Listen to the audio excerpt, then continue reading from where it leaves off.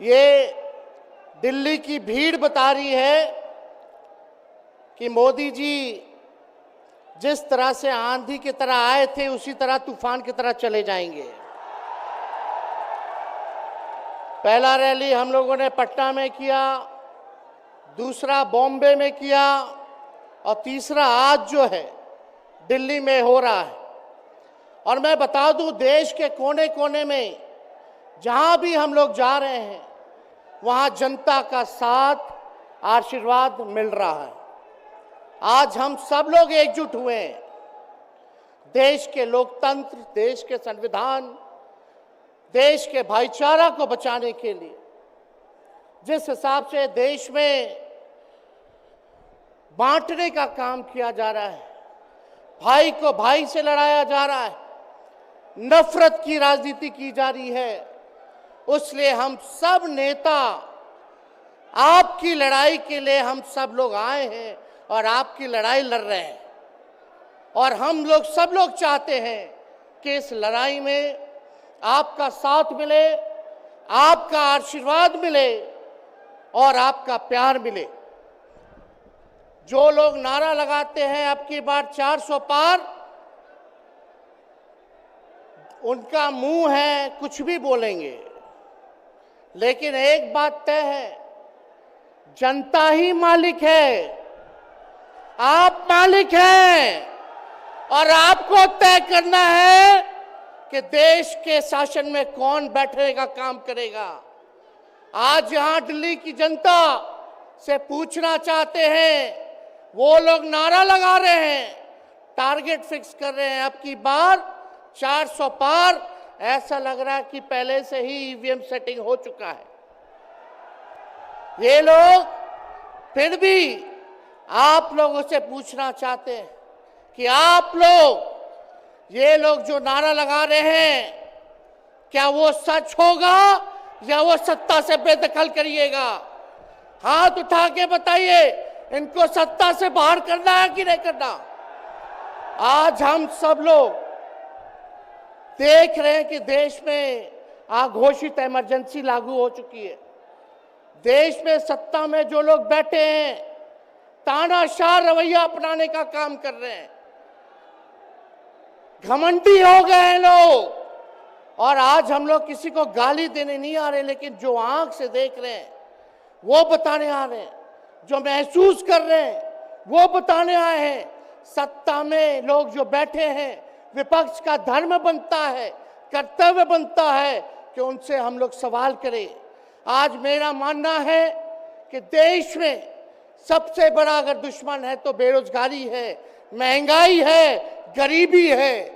आज यहाँ लोग हैं, नौजवान हैं, नौजवानों से पूछना चाहते, बताओ कितने नौजवान यहाँ जो हैं मोदी जी ने नौकरी दिया? हाथ उठा के बताइए। कोई नहीं मिलेगा। मोदी जी ने कोई नौकरी नहीं दी, सब कुछ जो है प्राइवेटाइज कर दिया। और हम लोगों ने बिहार में जब कांग्रेस लेफ्ट इंडिया अलायंस की सरकार थी, 17 महीने में 5 लाख नौकरी हम लोगों ने देने का काम किया। आज किसान तबाह है, युवा परेशान है, लेकिन किसानों से मोदी जी को मिलने का समय नहीं है। मोदी जी मिलते तो प्रियंका चोपड़ा से मिलेंगे, किसानों से नहीं मिलेंगे। अक्षय कुमार को इंटरव्यू देते थे पिछले चुनाव में, इस बार बिल गेट्स को बुला करके इंटरव्यू देने का काम कर रहे हैं। लेकिन किसानों की समस्या कैसे हल होगी ये नहीं बता रहे। किसानों से उन्होंने पिछले चुनाव में वादा किया था कि उनका आय दुगुना करेंगे। आज किसानों पर मोदी जी ने तलवार चलाने का काम किया है, जो हमारे अन्नदाता हैं। इसलिए आप सब लोग, हम लोग जब आवाज उठाते हैं तब मोदी जी और उनकी जो सेल है पार्टी की, उस पार्टी का सेल में कौन है? ईडी है, सीबीआई है, इनकम टैक्स है। लालू जी को तो कई बार सताया गया, मेरे ऊपर मुकदमा किया गया, मेरी माँ पर, मेरी बहनों पर, मेरे जीजाओं पर, मेरे पिता के जितने संबंधी थे सब पर केस मुकदमा किया। अभी बिहार चले जाइए, कई हमारे नेताओं पे छापेमारी चल रही है, कई जगह ईटी का रेट चल रहा है, आईटी का रेट चल रहा है, लेकिन हम लोग घबराने वाले लोग नहीं। आज देश में जिस हिसाब से हेमंत सोरेन जी को और अरविंद केजरीवाल को गिरफ्तार करने का काम इन बीजेपी के लोगों ने किया है, तो उनको हम बता दें कि इनके गीदड़ भपकी से हम लोग डरने वाले नहीं हैं। हम लोग संघर्ष करने वाले लोग हैं। और पिंजरे में तो शेर ही को कैद किया जाता है।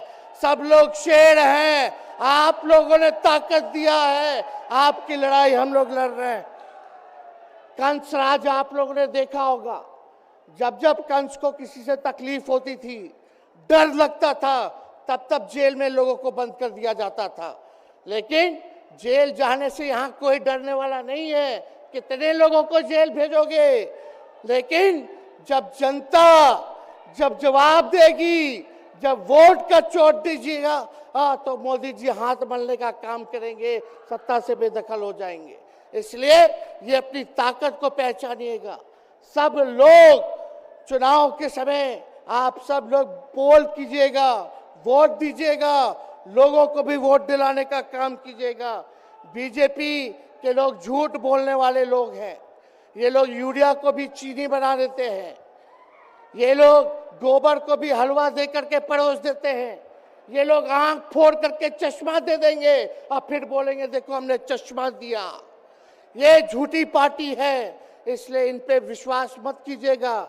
मोदी जी कहते हैं कि उनका गारंटी मजबूत गारंटी है, गारंटी की बात करते हैं। हम बोलते हैं मोदी जी की गारंटी वैसे ही गारंटी है जैसे चाइनीज माल होता है। 2-4 बार इस्तेमाल करोगे और वो गारंटी जो है खत्म हो जाता है, टूट जाता है, खराब हो जाता है। तो जब तक चुनाव है तब तक ही मोदी जी की गारंटी है, बाकी कुछ नहीं। 2 करोड़ रोजगार का क्या हुआ? 15-15 लाख रुपए का क्या हुआ? ये जवाब नहीं देने वाले, लेकिन हमेशा जो है प्रोपेगेंडा चलाने का काम करते हैं और लोगों को भटकाने का काम करते हैं। इसलिए आप सब लोगों को सावधान रहना पड़ेगा। इनके झूठ पे आप लोग विश्वास मत कीजिएगा। और हम सब लोगों ने आज तस्वीर देखा। आज तस्वीर क्या देखा कि आज महामहिम राष्ट्रपति जी आडवाणी जी को भारत रत्न देकर के सम्मानित कर रही थी। मोदी जी आडवाणी जी के बगल में बैठे हुए हैं, राष्ट्रपति खड़ा होकर के सम्मानित कर रहे हैं, लेकिन मोदी जी खड़ा भी नहीं हुए राष्ट्रपति के सम्मान में, खड़ा भी नहीं हुए। इससे पहले भी हम लोगों ने तस्वीर देखी कि राष्ट्रपति पीछे पीछे चल रही हैं, मोदी जी आगे आगे चल रहे हैं। ये हम आप सब लोगों को बताना चाहते हैं कि इनका संविधान पे कोई विश्वास नहीं है। ये लोग नागपुरिया कानून को लागू करना चाहते हैं, आरएसएस के एजेंडे को लागू करना चाहते हैं। इसलिए ज्यादा कुछ ना कहते हुए एक आंकड़ा हम जरूर बताना चाहेंगे। देश में इंटरनेशनल लेबर ऑर्गेनाइजेशन ने सर्वे किया है, उसमें आंकड़े हैं कि आज देश में बेरोजगारों में से 83% युवा है। पढ़े लिखे युवाओं में बेरोजगारी लगभग 65% है। ग्रामीण क्षेत्रों में सिर्फ 17.5% युवाओं के पास ही काम है। यानी भारत की आत्मा गांव में 82% युवा आज बेरोजगार हैं और मोदी जी इसके बारे में कोई काम नहीं किया। आप एक बार विश्वास कीजिएगा, अगर इंडिया सरकार की अलायंस की सरकार बनती है तो नौजवानों को हम लोग नौकरी देने का काम करेंगे, बेरोजगारी को दूर करेंगे। और जाते जाते बहुत सारे नेताओं को बोलना है, लेकिन एक अंत हम करेंगे एक गाने के साथ। और आप लोगों ने गोविंदा का फिल्म का एक गाना सुना होगा कि तुम तो धोखेबाज हो, वादा करके भूल जाते हो। रोज रोज मोदी जी तुम ऐसा करोगे, रोज रोज मोदी जी तुम ऐसा करोगे, जनता जो रूठ गई तो हाथ मलोगे। अरे तुम तो धोखेबाज हो, वादा करके भाग जाते हो। तो आप सब लोगों को बहुत बहुत धन्यवाद। आप सब लोगों का आशीर्वाद मिले और हम सभी लोगों जो है आज मिसेस केजरीवाल और हमारी बहन कल्पना जी के साथ हम लोग जो है मजबूती के साथ खड़े हैं और इस लड़ाई को लड़ेंगे और जीतेंगे। बहुत बहुत धन्यवाद। जय हिंद। बहुत बहुत धन्यवाद। मैं